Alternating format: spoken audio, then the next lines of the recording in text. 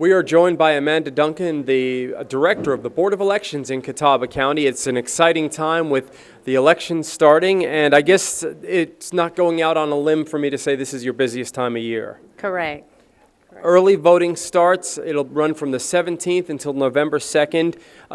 First of all, we'll start with the fact that this is an election, one of those election years that you'll have multiple locations. Where can people vote? Right. So we have 5 locations in the county, and those are located, one in Hickory, which is at Highland Rec, one in Mountain View, which is at the Southwest Library, one in Newton, which is at the Newton Library, and also in Conover Station, and don't forget Sherrills Ford at the Sherrills Ford Terrell Library.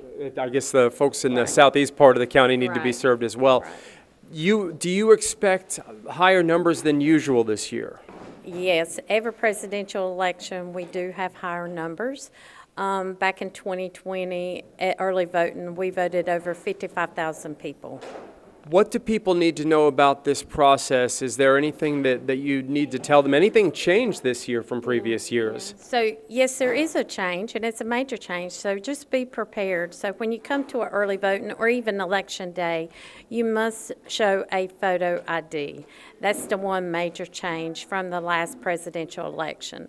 So if one doesn't have a photo ID, they can get one free from our county or even at any early voting locations as long as they are registered voter in Catawba County.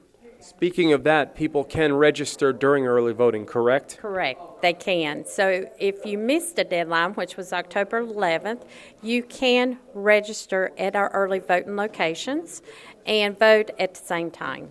Also, there's something different this year in the aftermath of Hurricane Helene. Catawba County is one of the 25 counties, including the other counties surrounding us, Burke, Caldwell, and Alexander, that are part of the disaster declaration from the federal government. How does that affect voting? Okay, in Catawba County here, what affected us is one can request an absentee ballot by mail at our office, and we will actually hand the ballot to them, to that person, instead of mailing it.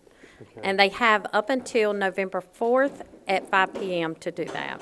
Okay, so the early voting runs through November 2nd. On Election Day, they cannot go to any of the early voting sites. They have to go elsewhere, correct? Correct. So if you wait till November 5th, Election Day, you need to go to your assigned precinct.